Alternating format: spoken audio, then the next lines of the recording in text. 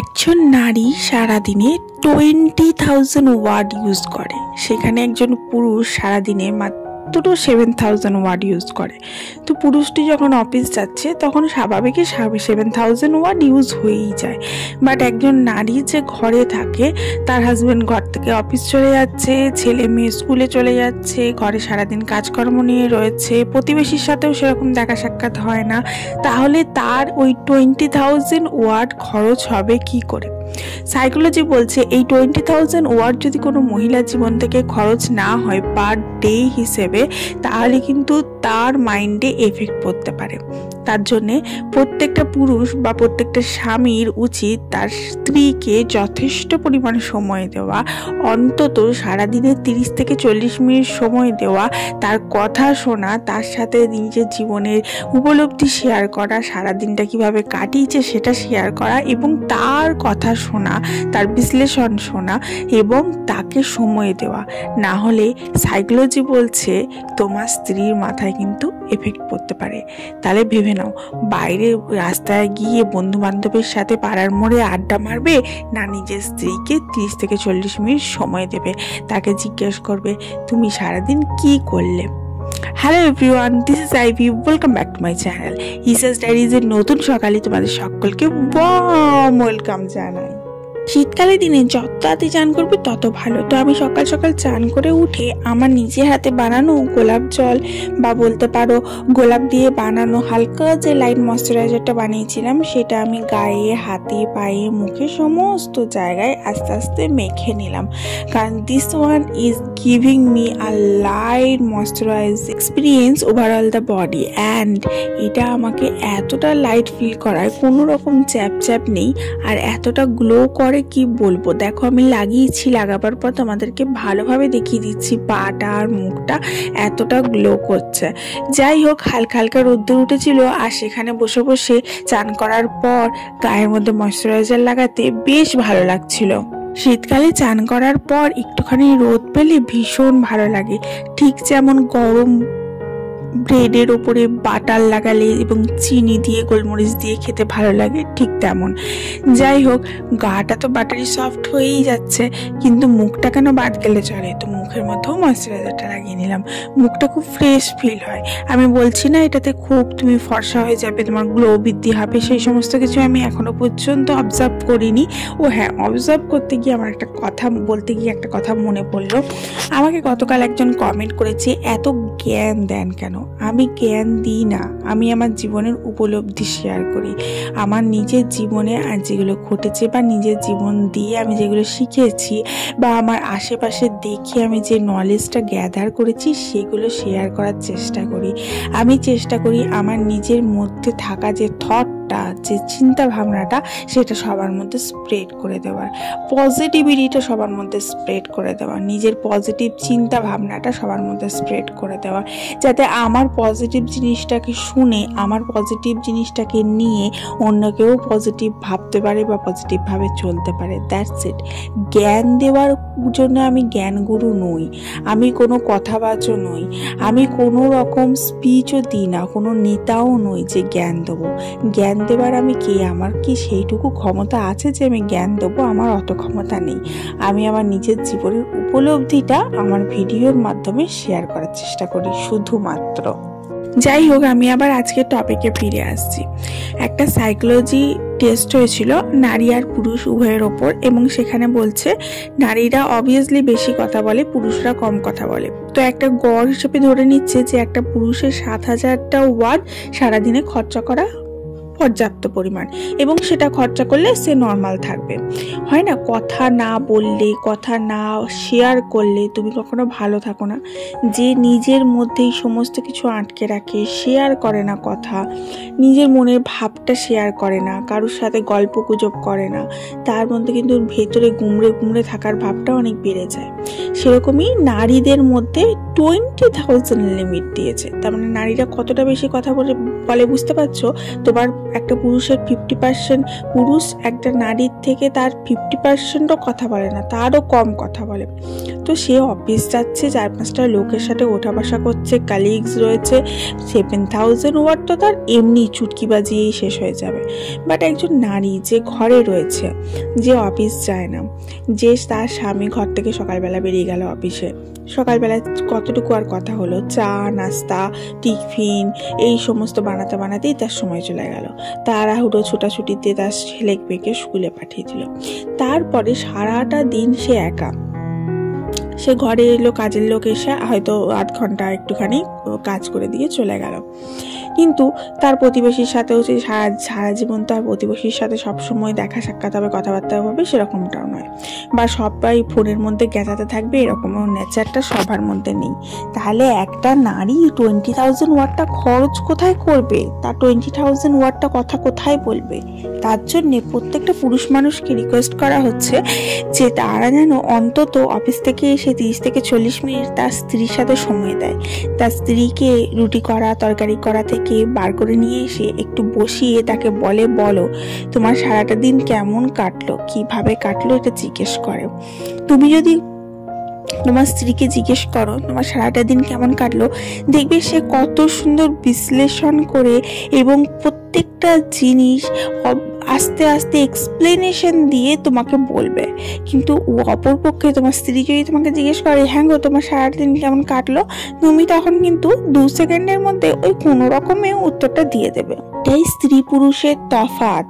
পুরুষরা কম কথা বলে এবং স্ত্রীরা বেশি কথা বলে, এবং এই স্ত্রীদের যে কথা বলার যে লিমিটটা সেটা যদি ক্রস না করে বা সেটা যদি ওভারকাম না হয়, তাহলে কিন্তু তাদের মাথার ব্রেনে কিন্তু এফেক্ট পড়ে, সাইকোলজিক্যাল এফেক্ট পড়ে। আর যে স্বামীরা কথা বলে না স্ত্রীদের সাথে, তাহলে সেই স্ত্রীটার মাথায় কতটা এফেক্ট পড়ছে ভাবো। তখন তাকে কথা বলার জন্য অন্য একটা সঙ্গী খুঁজে নিতে হয়, বন্ধু বান্ধব খুঁজে নিতে হয়। এই জন্যই কিন্তু এক্সট্রা ম্যারিটাল অ্যাফেয়ারগুলো দেখা যায়। তার জন্যে সময় থাকতে থাকতে শুধরে নাও, নিজে গিয়ে নিজের বইয়ের সাথে 30 থেকে 40 মিনিট সময় কাটাও অন্তত। যাই হোক, আমি এখানে আমার মেয়েকে পড়তে বসিয়েছিলাম, কারণ মেয়ের চলছে এক্সাম, আর এখন এই সপ্তাহটা পুরোটাই এক্সাম চলবে। তো ওখানে এই রোদের মধ্যেই একটুখানি বসে পড়লাম ব্যালকনিতে, ওকে একটু পরিয়ে নিই, এবং পড়াবার সাথে সাথে কতগুলো জামা কাপড় জমেছিল সে কটাও ভাবলাম ভাঁজ করে নিই একসঙ্গে। হাজবেন্ডের আজকে ঘরে খাওয়ার কথা ছিল না, তার জন্য আমি বিশেষ কিছু রান্না করিনি, অল্প বিস্তর রান্না করেছি, যতটুকু আমার মেয়ে আর আমার খাওয়া যায় সেইটুকুর মতো।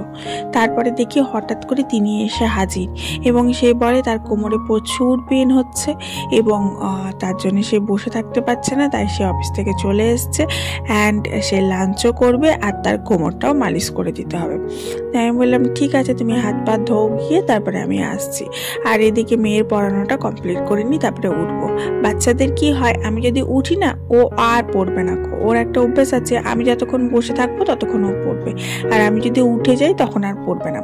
আবার আমি যদি বসে বসে মোবাইল ঘাঁটি তাহলে কিন্তু আবার ওর মনটা ডিস্টার্ব হয়ে যায়। তার জন্য আমি যখন ওকে পড়াই তখন আমি মোবাইল ঘাঁটি না, এই টুকটাক কাজকর্ম করি, সেলাইয়ের কাজ, জামা কাপড় গোছানো বা এরকম টুকটাক যে সমস্ত কাজকর্মগুলো করা যেতে পারে সেই সমস্ত কাজগুলো করার চেষ্টা করি, এবং ওর সাথে সাথে ওকে পড়াবার চেষ্টা করি। তার জন্যই কিন্তু আমি সন্ধ্যেবেলা লাইভ করাটা বন্ধ করে দিয়েছি। একটা সময় আমি প্রচুর লাইভ করতাম, এভরিডে ইভিনিংয়ে লাইভ করতাম। তখন মেয়েটা ছোট ছিল, ওর পড়ার অত চাপ ছিল না, ওকে অত দেখতে হতো না, একটু একটু পড়েই ওর হয়ে যেত। কিন্তু এখন যত বড় হচ্ছে, উঁচু ক্লাসে উঠছে, পড়ার চাপ বাড়ছে, সিলেবাস বাড়ছে, তখন ওকে বেশি করে পড়াতে হচ্ছে। তার জন্য আমি চেষ্টা করেছি ওইটুকু স্যাক্রিফাইস করে দেবার। আজকে যদি আমার মেয়েটাকে হোস্টেলে দিয়ে দিই তাহলে কিন্তু আমার কাছে অনেক সময় হয়ে যাবে, অঢেল সময় হয়ে যাবে, একটা কেন 3-3টে চ্যানেল একসাথে চালাতে পারবো। কিন্তু কি করবো, বাচ্চা যখন সাথে রয়েছে তখন বাচ্চাকে 100% দেওয়ার চেষ্টা করেছি। আমি চেষ্টা করি যে আমার 100% এফোর্টটা যেন আমার বাচ্চার জন্য যায়, তারপরে যেটুকু বেঁচে থাকবে 1-2% সেটা আমি আমার চ্যানেল বা নিজের কাজের জন্য দিই। যাই হোক, সেটাই হয়তো প্রত্যেকটা মা করে থাকে, তবে আমি একদমই 100% পুরোপুরি ওকে না দিয়ে নিজের জন্যও কিছু % রাখার চেষ্টা করি। এটাই যা তফাৎ আমাদের মায়েদের সাথে, কারণ আমাদের মায়েরা 100% আমাদেরকে সময় দিয়েছে, নিজেদের জন্য কিছুই রাখিনি। চলো বরকে একটু কোমরটা মালিশ করে দেওয়া যায়। আমরা এই শীতকালটাতে অলিভ অয়েল মাখার চেষ্টা করি। অলিভ অয়েলটা জমে যায় না এবং খুব ভালো ম্যাসাজ করা যায় আর শরীরটাকে হিট দিতে আর ময়শ্চারাইজ করতে খুব সাহায্য করে, কারণ ওটা খুব থিকনেসটা বেশি থাকে।